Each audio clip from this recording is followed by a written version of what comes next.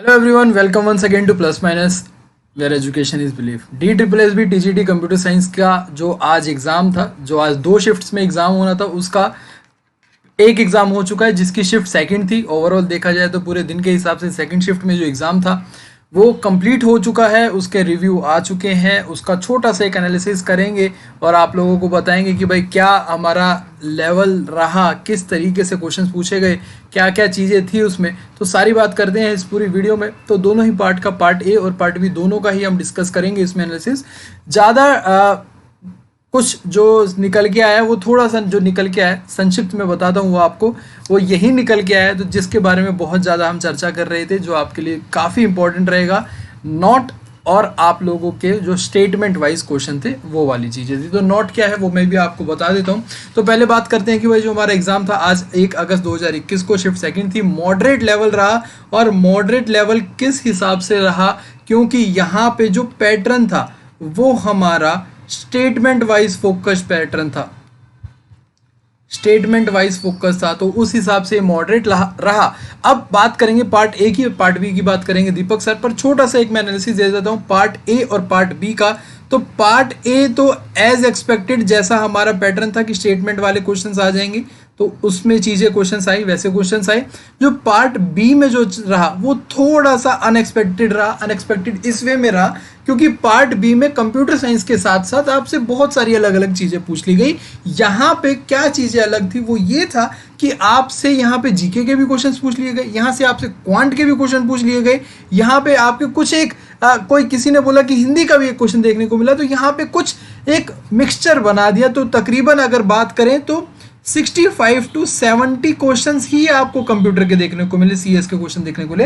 ये थोड़ा सा वेरी कर सकता है, ये थोड़ा सा अगर किसी ने कुछ ज़्यादा कम ज़्यादा बताया है तो उस हिसाब से अगर माने तो यहाँ पे आप यूँ मान के चलिए कि सिर्फ 80 क्वेश्चंस के अराउंड, 75 to 80 के अराउंड आपको सीएस के क्वेश्चंस देखने को मिले, कंप्यूटर साइंस के क्वेश्चन।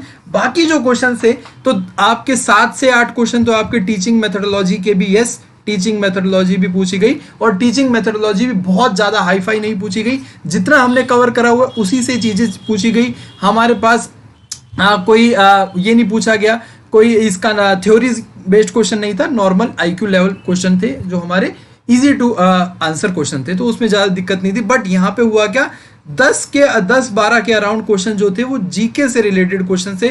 जीके में इको के क्वेश्चन ज़्यादा पूछे गए, तो इसमें भी इकोनॉमिक्स कंप्यूटर साइंस में पूछने का थोड़ा सा लॉजिक नहीं था। ये थोड़ा अनएक्सपेक्टेड चीज़ थी जो यहाँ पे इसको मॉडरेट लेवल बनाती है। तो अनएक्सपेक्टेशंस मेड इट मॉडरेट। तो उसके करके आप लोगों ने भी जो रिव्यू सुने होंगे, जो आंसर जो साथी आपके गए होंगे, वो बोल रहे थे कि भाई हार्ड पेपर आया था। अब वो हार्ड पेपर इसीलिए था कि भाई अनएक्सपेक्टेड चीज़ें आएंगी, तो यही निकल के आएगा यार, ये क्या पूछ लिया, हमें तो समझ में आया नहीं, हार्ड था। बट अगर सिर्फ सीएस की बात करें, कंप्यूटर साइंस के क्वेश्चन, जिसका ज़्यादा डिटेल में डिस्कस दीपक सर करेंगे वीडियो के एंड में, तो इतना था कि चीज़ें जो आ रही थी वो ईजी थी, नॉर्मल थी, और जो चीज़ें ऐसी थी कि जो नहीं देख रखी वो नहीं देख रखी, वो सभी ने ऐसा था कि नहीं देख रखी, जो नहीं पढ़ी है वो चीज़ें थी। ऐसा कुछ बहुत ज़्यादा उथल पुथल नहीं थी सीएस की चीज़ में। बट ये था कि पूरे आखिरी के जो 5 चीज़ें थी उसमें आप लोगों को सीएस के साथ साथ इको के क्वेश्चन देखने को मिल रहे हैं,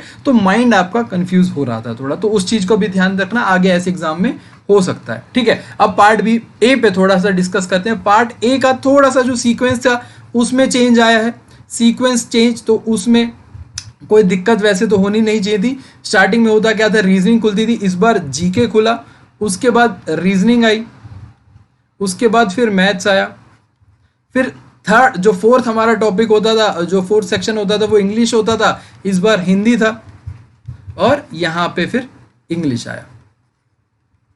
तो ये तो सीक्वेंस रही इस बार आज की जो शिफ्ट में टीजीटी सीएस के क्वेश्चन में। ठीक है, तो जीके की अगर बात करें तो जीके में हमें अगर सिर्फ अब टॉपिक वाइज बात करेंगे तो जीके जनरल अवेयरनेस की जो बात करेंगे तो उसमें जो हमारी स्टैटिक इंपॉर्टेंट रही है, आप लोगों को स्टैटिक पे थोड़ा सा ज़्यादा फोकस देना होगा। आगे जो एग्जाम है उनमें थोड़ी सी तैयारी करने के लिए स्टैटिक पे थोड़ा फोकस करें, और यहाँ पे जो करंट के सिर्फ 2 से 3 क्वेश्चन ही आपको देखने को मिले, करंट इवेंट के क्वेश्चन देखने को मिले आपको। कुछ एक क्वेश्चन ऐसे थे जैसे कि यहाँ पे भी स्टेटमेंट वाइज क्वेश्चन आपको देखने को मिले, स्टेटमेंट वाइज, जैसे कि कुछ लोगों का मानना है कि ये यूपीएससी लेवल होता है, यूपीएससी में ऐसे क्वेश्चन होते हैं। तो उस लेवल पे नहीं थे, उतनी ज्यादा डीप चीजें नहीं थी, बस फॉर्मेट वैसा था कि भाई आपको 2 स्टेटमेंट दे दी गई हैं और आपसे पूछा गया कि only 1 true, only second true, दोनों गलत हैं, फिर इनमें से कौन सी सही है गलत है ये पूछा गया था। जैसे कि बोल दिया गया कि भाई ताप्ती और नर्मदा की, एक क्वेश्चन जो बताया गया वो यही था कि ताप्ती और नर्मदा की डायरेक्शन बता दी गई है फ्लो की। अब उसमें बोला गया कि इनमें से बोला गया ताप्ती इस डायरेक्शन में जा रही है, नर्मदा इस डायरेक्शन में, तो इनमें कौन सा सही है कौन सा गलत है, ऐसे पूछा गया था। 1-2 क्वेश्चन ये थे ऐसे कि भाई हमारे जो 1917 में गांधी जी से रिलेटेड क्वेश्चन था। एक था दिल्ली का स्पेशल वो क्या है, प्रोविजन क्या है कॉन्स्टिट्यूशन में, यानी कि पॉलिटी से क्वेश्चन जुड़ा हुआ था। हिस्ट्री यहाँ पे थोड़ा सा डोमिनेंट था, हिस्ट्री यहाँ पे थोड़ा सा डोमिनेंट फैक्टर बताया गया, डोमिनेटली क्वेश्चन ज्यादा थे। इकोनॉमिक्स के क्वेश्चन यहाँ भी देखने को मिले, इको के क्वेश्चन यहाँ पे भी देखने को मिले।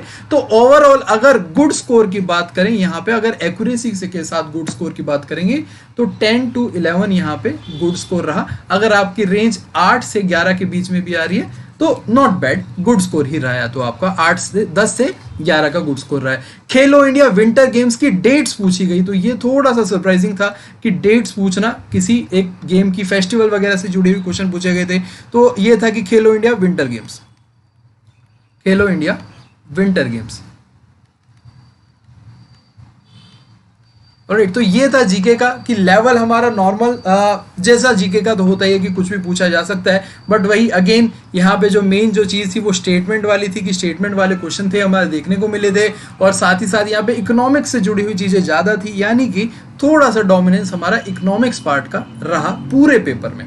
ठीक है, अब आगे बात करेंगे, हम थोड़ा रीजनिंग की बात कर लेते हैं। रीजनिंग थोड़ा सा यहाँ पे जो मेन फैक्टर आपका प्ले करेगी एग्जाम को क्रैक करने में और एग्जाम को अटेम्प्ट करने में, तो वो था हमारा रीजनिंग था। रीजनिंग कैसे था, यहां पे आपकी जो सबसे इंपॉर्टेंट चीज रही वो थी नॉट, और उसके बाद सेकंड जो इंपॉर्टेंट चीज रही वो थी स्टेटमेंट। तो स्टेटमेंट वाले क्वेश्चन तो रीजनिंग में भी देखने को मिले कि 2 स्टेटमेंट दे दी गई है, बताओ सही है गलत है। अब यहां पे जैसे कि हमें याद है कि हम डाइस का करते हैं, कि डाइस फॉर्मेशन का करते हैं, या फिर सब इमेज कंप्लीशन का करते हैं, तो उसमें बोल दिया गया कि भाई इनमें से कौन सा नहीं बनाएगा, नॉट होगा, तो उसमें थोड़ा सा पढ़ने में अगर हमने भूल करी तो क्वेश्चन हमारा गलत हो जाएगा। हमारे पास 3 से 4 क्वेश्चन में लेटर वाले मिले, अल्फाबेट वाले मिले, तो उसमें वो डायरेक्ट कोई लॉजिक नहीं बन रहा था, उसमें थोड़ा सा इनडायरेक्ट लॉजिक बन रहा था। तो ऐसे क्वेश्चन में टाइम वेस्ट ना करके, टाइम वेस्ट अगर नहीं करेंगे तो हमारे लिए बेटर होगा, क्योंकि रीजनिंग को बहुत ज्यादा टाइम कंज्यूमिंग बताया जा रहा था। अब ऐसी चीजों में आप लोगों को सबसे इंपॉर्टेंट यही बनता है कि अगर हमारे पास ऐसी चीजें आ रही हैं कि जो हमें पूछी जा रही है और उसको हमें देखना है कि हमारे से ज्यादा टाइम लगा रहा है, तो उसको आप स्किप करिए, वो बेटर रहेगा, ना कि उसमें टाइम वेस्ट करना। तो यहाँ पे जो सबसे मेजर आपका पूरा ओवरऑल अगर पेपर अच्छे ढंग से अटेम्प्ट करने का जो मेन सूत्र था वो रीजनिंग था। यहाँ पे आपको 20 क्वेश्चन सॉल्व करने में बहुत टाइम लग रहा था, 40 से भी ज़्यादा 40-45 मिनट्स लग रहे थे। तो इसमें थोड़ा सा हमें बचना था, टाइम हमें बचा के चलना था, जो चीज़ नहीं ज़्यादा लग रही थी उसको स्किप करते हुए। तो यहाँ पे अगर गुड अटेम्प्ट्स की बात करेंगे, गुड अटेम्प्ट्स आपका तो ये रहेगा आपका 15 to 18 तक, जो भी आपका एक्यूरेसी के साथ 100% एक्यूरेसी के साथ जो आपका रहा, टाइम बिना वेस्ट करे। टाइम वेस्ट करके तो फिर कोई रीजनिंग में तो होता है कि कितने भी क्वेश्चन आप सॉल्व कर सकते हैं जितने आपके सामने हो। ठीक है, अब यहाँ पे सिलॉग्स के भी क्वेश्चन आपके सामने थे, सिलॉग्स के भी क्वेश्चन थे आपके सामने। 2 ये इजी बताए गए, ज़्यादा मुश्किल नहीं था। नाइदर वाला केस बताया जा रहा है कि बन रहा था यहाँ पे। और यहाँ पे जो क्वेश्चन पूछे थे कि वो आप लोगों के वेन डायग्राम के भी क्वेश्चन थे। एक डायरेक्शन वाला क्वेश्चन बोला गया जिसमें आपको थोड़ा सा डायरेक्शन की जो लेंथ है, वो जो जितना डिस्टेंस ट्रेवल है वो थोड़ी ज़्यादा दे दी गई थी, तो उससे थोड़ा सा कंफ्यूजन हुआ था। तो उससे भी आपको कंफ्यूज नहीं होना है, तो डायरेक्शन वाली चीज़ें आपसे पूछी गई है। सिलोजिज्म के क्वेश्चन पूछे गए थे, वेन डायग्राम था, स्टेटमेंट वाले बेस्ड क्वेश्चन थे। नॉट यहाँ पे बहुत ज़्यादा इंपॉर्टेंट फैक्टर था, ये आपको बहुत बार हर चीज़ में, चाहे फिर वो मैंने आपको जो पुराने क्वेश्चन समझाए हो या फिर मैं जीके की क्लास जब ले रहा था तब भी आपको बताया था कि नॉट एग्जाम में बहुत इंपॉर्टेंट रोल प्ले करेगा। और वही हुआ है। एक साथी ने यूँ भी बोला कि मैंने तो कई सारे क्वेश्चन अटेम्प्ट करने के बाद देखा कि नॉट पूछा जा रहा है, तो मैं फिर से देखा कि भाई मेरे सारे गलत मार्क करे हुए थे, तो उसमें भी टाइम वेस्ट हुआ। तो इस चीज़ का ध्यान रखना जरूर, आप क्वेश्चन को जरूर पढ़ना, ठीक है। तो ये था रीजनिंग का रिव्यू आपके सामने। क्वांट की बात करेंगे, क्वांट इजी लेवल की रहा, ज़्यादा मुश्किल नहीं था, क्वांट में इतनी दिक्कत नहीं आई। अब थोड़ी सी बात कर लेते हैं क्वांट की, फिर बात कर लेंगे इंग्लिश एंड हिंदी। तो क्वांट में ज़्यादा मुश्किल चीज़ें नहीं रही। डीआई आया, डीआई इजी था, मुश्किल नहीं था। एसआईसीआई आया, वो भी इजी था, मुश्किल नहीं था, ठीक है।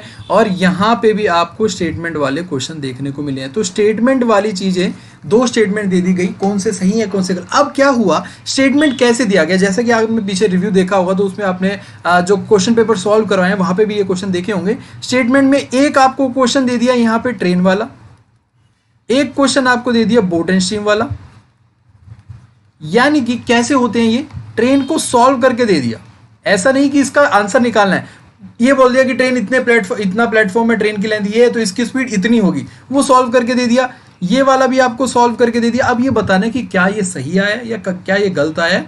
तो ऐसे क्वेश्चन आपको देखने को मिले, यानी कि एक क्वेश्चन में दो क्वेश्चन देखने को मिले, बट ज़्यादा मुश्किल नहीं, बहुत ईजी था। तो अब क्वांट का मैं बोलूँगा तो इजी लेवल रहा। तो यहाँ पे जो गुड स्कोर रहा है वो यही गुड अटेम्प्ट जो रहा है 18 to 20 पूरा अटेम्प्ट यहाँ पे करा जा सकता था। अगर आपका स्कोर 16 से 18 तक के बीच में भी बन रहा है तो नॉट बैड है, बट यहाँ पे ये अटेम्प्ट करे जा सकते थे, तो ये इसमें ज़्यादा दिक्कत नहीं हुई है, ठीक है। बस वही है, स्टेटमेंट वाली चीज़ें, दो क्वेश्चन दे दिए गए हैं, डीआई पूछा गया, दो से तीन डीआई पूछे गए, तो उसमें भी वही चीज़ें हैं, ज़्यादा चीज़ें घुमा के क्वांट में नहीं थी। इंग्लिश और हिंदी की बात करें तो इंग्लिश थोड़ा सा मॉडरेट था, मॉडरेट इन सेंस कि भाई जो हमें सिनोनिम्स एंटोनिम्स आते हैं वो आते हैं, नहीं आते वो नहीं आते। Hindi super easy, Hindi easy था। इंग्लिश का जो पैसेज था इजी था, हिंदी का जो पैसेज था वो सुपर इजी था, क्योंकि जो एक पैसेज बताया गया हिंदी में, जो पैसेज आया वो था कोई चाचा नेहरू पे जो पैसेज आया, और जो रिव्यूज आए हैं वो ये है कि हमने बिना पैसेज पढ़े जो क्वेश्चन थे उनके आंसर करे वो सही थे। तो सुपर इजी पैसेज आया, तो 5 नंबर यहाँ से तो बिल्कुल एब्सोल्युटली पक्के थे। तो अगर ओवरऑल पार्ट ए की बात कही जाए यहाँ पे आपसे, तो पार्ट ए आप लोगों के लिए जो इंपॉर्टेंट रोल था वो रीजनिंग ने प्ले करा, और आपको रीजनिंग में टाइम वेस्ट ज़्यादा करने की ज़रूरत नहीं थी, जितना आपसे अच्छे से ढंग से हो रहा था उसी पे, क्योंकि वो आपका क्या हुआ है, यहाँ पे 2 घंटे का पेपर था आपका, 2 आवर्स का पेपर था। अब सीएस के जो यानी कि आखिरी जो पार्ट बी के लिए टाइम कम बचा फिर उनके पास, जिन्होंने रीजनिंग में ज़्यादा टाइम लगा दिया, तो 2 घंटे मॉक टेस्ट दो, अपना प्रिपरेशन देखो कि भाई किसी तरह से टाइम मैनेजमेंट की है आपकी, टाइम मैनेजमेंट की। तो पार्ट बी की बात करेंगे आपसे दीपक सर। पार्ट बी में भी आप लोगों के लिए कुछ ऐसे क्वेश्चन थे, कन्वर्जन करी हुई थी और बस पूछ रखा था सही है या गलत है, वेक्टर क्या था, टोपोलॉजी के क्वेश्चन थे, वो भी दीपक सर डिस्कस करेंगे। और साथ में लिनक्स नहीं देखने को मिला, कंप्यूटर के बेसिक क्वेश्चन देखने को मिले, नेटवर्किंग के बेसिक क्वेश्चन देखने को मिले, और कुछ क्वेश्चन उसमें टीचिंग मेथोडोलॉजी के भी थे, जो कि बिल्कुल पढ़ने से आंसर करने से हो सकता है। जो हमने टीचिंग मेथोडोलॉजी के 10-12 दिन क्विज करी उसमें हो जाएंगे, कोई थ्योरी बेस्ड क्वेश्चन नहीं पूछा गया। तो ये था मेरी तरफ से छोटा सा रिव्यू। अगर इसका ओवरऑल 200 मार्क्स का मैं अपनी तरफ से, दीपक सर वैसे भी आपको बताएंगे, तो बट मैं आपको बताऊं कि अगर 200 आउट ऑफ 200 तो गुड स्कोर मेरी तरफ से जो गुड स्कोर रहेगा आपकी 90% एक्यूरेसी के साथ, तो वो आपका रहेगा कि भाई 120 से 135 के बीच में जो आपका गुड स्कोर रहेगा। बाकी देखिए अभी थोड़ा सा अर्ली होगा कट ऑफ वगैरह बताना, तो कट ऑफ नहीं बताएंगे अभी, कट ऑफ पे प्रिडिक्शन भी नहीं करेंगे। कुछ पोल्स वगैरह चलाएं, कम्युनिटी टैब पे पोल चलाएं कि क्या आपका अटेम्प्ट रहा, तो उसमें सावधानी से अपना ऑनेस्ट अटेम्प्ट वहाँ पे मार्क करें, ताकि थोड़ा सा एनालिसिस करके हम बता सकें। क्योंकि एक शिफ्ट के बाद बोलना बहुत ही जल्दी होगी, वो चीज़ नहीं बताएंगे। इस शिफ्ट को थोड़ा सा मॉडरेट लेवल पे रहेंगे, क्योंकि अनएक्सपेक्टेड चीज़ें आई थी, तो मॉडरेट हाई मॉडरेट की तरफ, नॉर्मल मॉडरेट नहीं, थोड़ा हाई मॉडरेट की तरफ रखेंगे। और यहाँ पे घबराने की बात नहीं है, रिव्यू ऐसे आ रहे हैं क्योंकि जिनका पेपर हुआ तो वो सुनने के बाद कुछ लोग घबरा रहे हैं, तो घबराने की ऐसा बात नहीं है। काम माइंड से टाइम मैनेजमेंट करते हुए अगर इसी मॉडरेट को आप नॉर्मल मॉडरेट की तरफ शिफ्ट कर सकते थे टाइम मैनेजमेंट के साथ, ठीक है। तो चलिए दीपक सर के साथ वो बताएंगे आपको पार्ट बी का review. Thank you so much. तो आज हमारा जो टीजीटी कंप्यूटर साइंस था उसका, टीजीटी सीएस जो था उसका हमारा एग्जाम शिफ्ट वन की जो भी आज रहा है, तो शिफ्ट वन का हम एनालिसिस रिव्यू जो भी बोले हम वो लेके आए हैं। तो जो एक्सपेक्ट कर रहे थे हम उसके बिल्कुल ही अपोजिट आया है।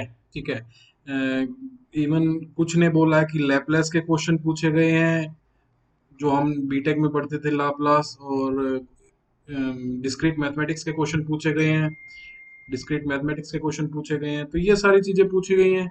और इवन बोल रहे हैं कि 20 से 22 क्वेश्चन, 20 से 22 जो क्वेश्चन थे वो ऑलमोस्ट पॉलिट इकोनॉमिक्स के क्वेश्चंस भी पूछे गए हैं पार्ट टू में, यानी कि टीजीटी सीएस में, सीएस में जो सीएस कंप्यूटर साइंस वाला पार्ट था, जो हमारा कंप्यूटर साइंस वाला जो पार्ट था उसमें हमारे इकोनॉमिक्स के क्वेश्चन पूछे गए हैं। हम समझ में नहीं आ रहा, 10 क्वेश्चन बोल रहे हैं कि भाई, सॉरी 10 क्वेश्चन आपके टीचिंग मेथोडोलॉजी के भी आए हैं, टीचिंग मेथोडोलॉजी के भी 10 क्वेश्चन आए हैं, टीचिंग के भी 10 क्वेश्चन आए हैं, तो आप टीचिंग का भी एक बार रिवाइज करके जाना।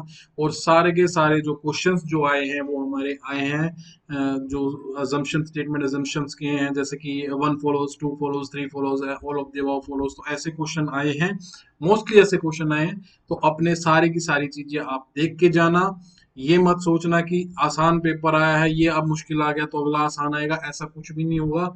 और अगर होगा तो आपका जो जो है नॉर्मलाइजेशन है उस बहुत इम्पेक्ट करेगा। तो अभी तक का जो एग्जाम रिव्यू है उसके हिसाब से, मेरे हिसाब से 95 to 110 के बीच में कट ऑफ जनरल की रहनी चाहिए। बाकी डिपेंड्स ऑन अदर एग्जाम्स की नॉर्मलाइजेशन होती है, कैसा एग्जाम आता है और कैसी चीजें होती हैं। तो काफी बच्चे बोल रहे हैं कि ये ना 1.5 घंटा, सवा से 1.5 घंटा तो हम उनको पहले पेपर, पहला जो एग्जाम है ये सिर्फ रीजनिंग, जीके, मैथ्स इन्हीं में चला गया, और बाकी का आधा घंटा बच गया पार्ट टू भी करना, उसमें हिंदी और इंग्लिश भी करनी है।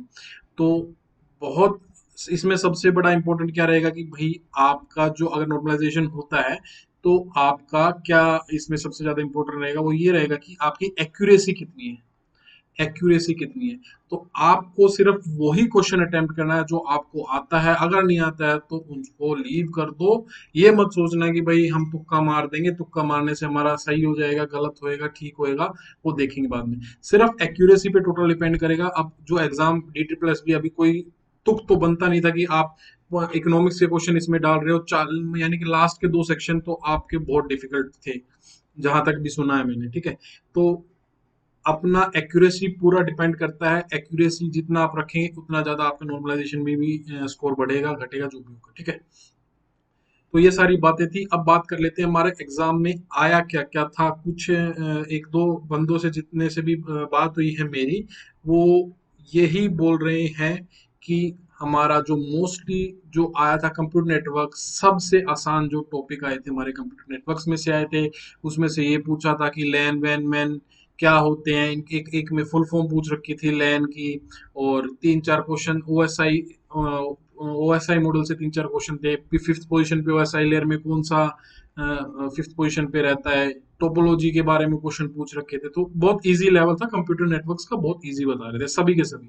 ठीक है, और इनमें से कौन सी टोपोलॉजी नहीं है, बस टोपोलॉजी, स्टार टोपोलॉजी, कार भी टोपोलॉजी दे रखी है। तो भैया सबको जो 10 दिन पहले जिसने भी पढ़ना शुरू किया उसको भी पता होगा कि क्या कौन सा टोपोलॉजी नहीं है। ठीक है, तो फिफ्थ लेयर ओएसआई की कौन सी थी ये मैं बता ही चुका हूँ। वो स्टेटमेंट पे क्वेश्चन थे, मैन की स्टेटमेंट दे दी। मैन मतलब मैन टोपोलॉजी, जो भी टोपोलॉजी है सारी टोपोलॉजी अच्छे से पढ़ के जाना। क्वेश्चन बेसिक पूछे जा रहे हैं नेटवर्क्स में।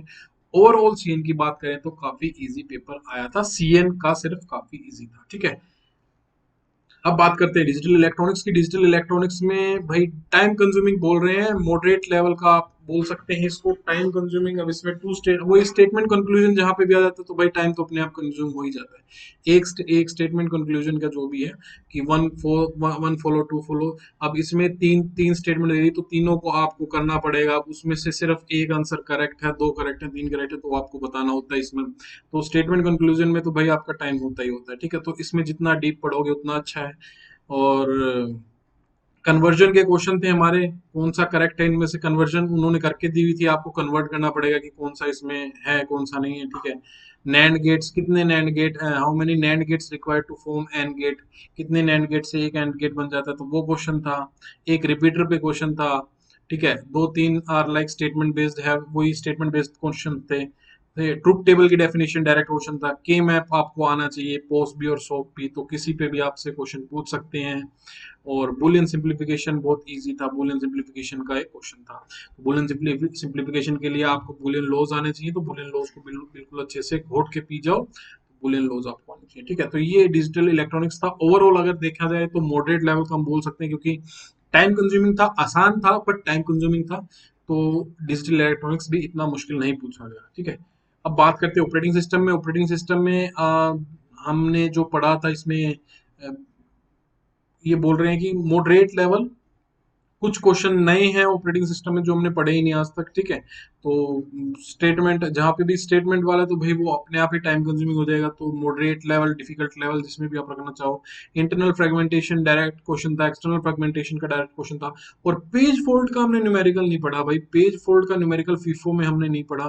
तो उस पे एक क्वेश्चन आया हुआ था, पेज रिप्लेसमेंट पे था, स्वैप इन डेफिनेशन था। तो ये सारे कुछ एक क्वेश्चन ऑपरेटिंग सिस्टम में पूछे गए थे। और बात करते डीबीएमएस, डीबीएमएस से इन्होंने बोला मॉडरेट लेवल, बट जो क्वेश्चन जो काफी बच्चों से और भी बात हुई है, वो बोल रहे हैं कि भाई एसक्यूएल के बहुत इजी क्वेश्चंस थे, कुछ ज्यादा मुश्किल वाली चीज नहीं थी। अ, ये बोल रहे हैं कुछ नए क्वेश्चंस थे और कंफ्यूजिंग थे, बट ओवरऑल देखा जाए तो मॉडरेट रख सकते हैं। एसक्यूएल से क्वेश्चन पूछे गए थे डायरेक्ट, ईआर डायग्राम से क्वेश्चन पूछे गए थे बोल रहे हैं। तो DBMS easy to moderate level था। अपना जो भी, सिर्फ एक ही बात है कि जो भी आप करो वो टिक करो, सिर्फ वो ही टिक करना जिसमें आप 100% एक्यूरेट हो। अगर 1% भी आपको लगे कि आपको आंसर इसका नहीं पता, तो आप उसको मत करो। ये मेरी सलाह है, बाकी आपकी इच्छा है भाई, ठीक है। तो डीबीएमएस भी मॉडरेट लेवल का बोल रहे हैं। सी सी प्लस प्लस में बोल रहे हैं मेन फंक्शन क्या है, यूजर डिफाइन में क्या क्या यूज होता है। अब ये देखो, ये जो चीज थी, ये हम ओ किसके लिए यूज करते थे, एक्स ओ किसके लिए यूज करते थे, तो ये इससे क्या आउटपुट आएगी, कन्वर्ट करना पड़ेगा। तो फंक्शंस टू गेट स्ट्रिंग, तो उसके लिए कौन कौन से, गेट सी, पुट सी, ऐसे कुछ एक क्वेश्चन थे। तो इसको भी हम इजी टू मॉडरेट में रख सकते हैं। तो ये आज का कुछ जो हमारा जो रिव्यू था वो था। और अभी भी यही बात है भाई कि लास्ट के 40 क्वेश्चन हैं वो डिफिकल्ट थे। इकोनॉमिक्स के क्वेश्चन डालने का कंप्यूटर साइंस से मतलब नहीं बना। पीजीटी से हार्ड लेवल के क्वेश्चन थे भाई, पीजीटी से हार्ड थे क्वेश्चंस। तो थोड़ा उस हिसाब से अपना प्रैक्टिस करना भाई। और अभी देखो, नई चीज पढ़ने का कोई मतलब नहीं है। और स्क्रिप्टिंग से कोई क्वेश्चन ही नहीं पूछा गया। मैंने काफी लोगों से पूछा कि स्क्रिप्टिंग से कोई क्वेश्चन था, JavaScript, VB script, H T M L C S S, H T M L C S S से कोई क्वेश्चन था, तो उन्होंने मना कर दिया, कोई क्वेश्चन नहीं था एच टी एम एल और सी एस एस से। तो पीजीटी से हार्ड है पेपर, जितना आता है उसी को रिवाइज करो। अब इसमें नहीं पूछा गया तो इसका मतलब ये नहीं है कि आपके एग्जाम में भी नहीं पूछा जाएगा, आपके एग्जाम में पूछा जा सकता है। अभी के लिए फिलहाल जो आपको आता है वही रिवाइज करो। बाकी जितना आपको 100% श्योरिटी हो उसी पे क्लिक करें, ताकि नॉर्मलाइजेशन में आपको ज्यादा दिक्कत ना हो। तो ये था आज का शिफ्ट 1 का रिव्यू। थोड़ी देर में बात कर लेंगे हम शिफ्ट सेकंड की कि क्या कैसे क्वेश्चंस आए थे, सेम क्वेश्चंस थे या कुछ इजी था, डिफिकल्ट था इससे। तो वो सारी बात करेंगे हम थोड़ी देर में। तो अभी के लिए सिर्फ इतना ही, फिर मिलेंगे थोड़ी देर में। Till then take care, bye bye, see you in the next class.